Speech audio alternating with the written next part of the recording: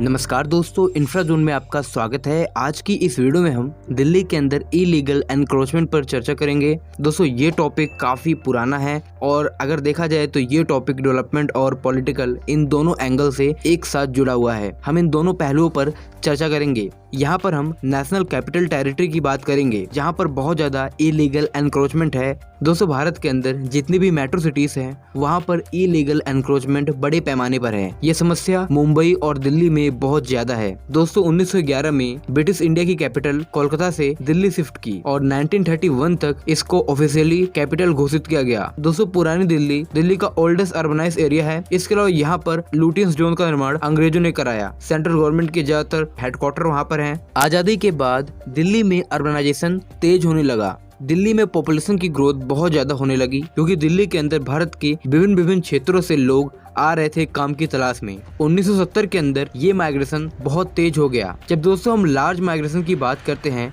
तो अगर यहाँ पर लार्ज माइग्रेशन किसी पर्टिकुलर एरिया में होगा तो वहाँ पर इलीगल एनक्रोचमेंट भी बहुत ज्यादा बढ़ जाएगा और ये यहाँ पर बहुत ही तेजी से हुआ। दोस्तों इलीगल एनक्रोचमेंट के कारण यहाँ पर बहुत सारी अनऑर्गेनाइज एरियाज बनने लग गए जिसमें बहुत सारी इलीगल कॉलोनीज भी यहाँ पर डेवलप हो गई जिन पर हम बात करेंगे। तो दोस्तों करीब ऐसा माना जाता है कि दिल्ली के अंदर जो 30% अर्बन पॉपुलेशन है वो अनऑर्गेनाइज कॉलोनीज के अंदर रह रही है। करीब 1700 अनऑर्गेनाइज कॉलोनीज दिल्ली के अंदर हैं। दिल्ली की बात करें तो दिल्ली में काफ़ी प्लान डेवलपमेंट हुआ है बहुत सारे रीजन में, लेकिन इन प्लान डेवलपमेंट में बहुत सारे ऐसे पॉकेट्स बन गए हैं जहां पर ये इलीगल कॉलोनीज डेवलप हो गई हैं। तो दोस्तों अनऑथराइज कॉलोनीज की बात करें तो यहाँ पर आज के समय में लोगों के पास पक्के घर हैं, लेकिन अगर इनकी सिचुएशन देखी जाए, यहाँ पर सैनिटेशन देखा जाए, स्पेस देखा जाए या फिर जो निर्माण हुआ है उसको देखा जाए, वो सारा जो कानून या फिर जो नियम तय किए गए हैं उसके विपरीत यहाँ पर डेवलपमेंट हुआ है, जिससे बहुत सारी परेशानी आती है और इसको हम आगे देखेंगे। तो पहले जो अनऑर्गेनाइज कॉलोनीज थी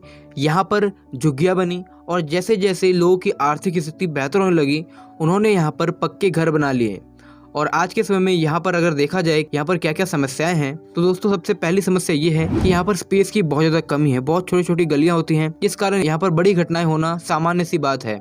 इसके अलावा यहाँ पर इलीगल काम बहुत ज़्यादा होते हैं। देश के अंदर कच्ची शराब, ड्रग्स, अवैध घुसपैठिए इन्हीं क्षेत्रों में रहते हैं और जो कि राजधानी के लिए बहुत बड़ा खतरा बन सकता है और आज के समय में हम इसको देख सकते हैं। दोस्तों सरकार ने इस पर कई बार प्रयास किए हैं परंतु वो असफल रहे हैं। तो दोस्तों इसका जिम्मेदार कौन है? यहाँ पर दोस्तों अगर जिम्मेदारी की बात करें तो इसमें जनता, घुसपैठिए, पॉलिटिशियन और पुलिस ये सभी जिम्मेदार हैं। दिल्ली के अंदर illegal encroachment roads, railways, government authorities के एरिया में हो चुके हैं और देखा जाए तो ये एक इकोनॉमिकल हब बन चुके हैं। इसके अलावा सहदरा, सीलमपुर, मंगोलपुरी, जहांगीरपुरी ऐसे बहुत सारे पॉकेट्स बन गए हैं जहां पर इलीगल बांग्लादेशी और रोहिंग्या को स्थानीय निवासियों द्वारा बसाया जा रहा है पुलिस प्रशासन की मदद से। और दोस्तों ये यहाँ पर इलीगल एनक्रोचमेंट करते हैं। ज्यादातर लोग यहाँ पर कचड़े कबाड़े का काम करते हैं। यहाँ पर इन्होंने प्रॉपर इकोनॉमी डेवलप की है और इन्हीं क्षेत्रों में दोस्तों ड्रग ये सारी चीजें भी सप्लाई होती है अवैध तरीके से। और अगर देखा जाए तो इसमें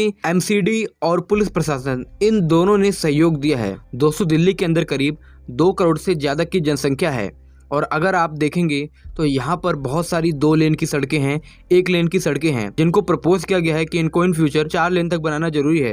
परंतु दोस्तों इलीगल एनक्रोचमेंट के कारण यहाँ पर बहुत सारी समस्याएं हो रही हैं। आपने बहुत सारे शहरों को देखा होगा यूरोप के अंदर जहाँ पर जनसंख्या बहुत कम है वहाँ पर भी 4 लेन की सड़कें होती हैं, लेकिन दोस्तों दिल्ली के अंदर ये पॉसिबल नहीं है। इसका कारण है राजनीतिक दबाव। दिल्ली के अंदर राजनीतिक दबाव बहुत ज़्यादा है अनऑर्गेनाइज एरिया से, क्योंकि यहाँ पर पॉपुलेशन ज़्यादा है। ज़्यादा पॉपुलेशन होने के कारण वोट बैंक भी यहाँ पर बहुत ज़्यादा है। इस कारण यहाँ पर सरकारी कोई भी कार्रवाई नहीं करती हैं जो कि यहाँ पर बहुत ज़रूरी है। तो दोस्तों ये भी एक कारण है कि यहाँ पर सड़कें चौड़ी नहीं हो पा रही हैं। इसके अलावा सड़कों पर गाड़ियों का जाल भी बिछा हुआ है क्योंकि दिल्ली के अंदर पार्किंग स्पेस का भी बहुत ज़्यादा अभाव है, जिसके कारण यहाँ पर पार्किंग की बहुत ज़्यादा समस्या है। तो दोस्तों सबसे पहले यहाँ पर जो इकोनॉमी का हवाला दिया जा रहा है इसको हटाना जरूरी है। जिस प्रकार मीडिया द्वारा ये बुना जा रहा है कि यहाँ पर गरीब लोगों को हटाया जा रहा है, ये सबसे बड़ी कमजोरी है। एमसीडी को यहाँ पर बड़ी कार्रवाई करनी चाहिए। न केवल उनको रोड से कब्जा हटाना चाहिए बल्कि वहाँ पर जितना भी इलीगल एनक्रोचमेंट है उसको हटाने की कोशिश करनी चाहिए। वो चाहे वहाँ पर कॉलोनीज हो जहाँ पर अवैध घुसपैठिए रह रहे हैं, क्योंकि ये दिल्ली के लिए खतरा बन सकते हैं। इसके अलावा ऐसे बहुत सारी कॉलोनीज है जहाँ पर जो लीगल लोग हैं, देश के अंदर के लोग हैं, वो रह रहे हैं। वहाँ पर उनके लोगों को सही से रिहेबिलिटेट करने की जरूरत है दूसरे क्षेत्रों में जहाँ पर अभी डेवलपमेंट प्लान्ड है। और जो एरियाज में रोड वगैरह प्रपोज किए गए हैं उनको बिल्कुल सही तरीके से डेवलप किया जाए।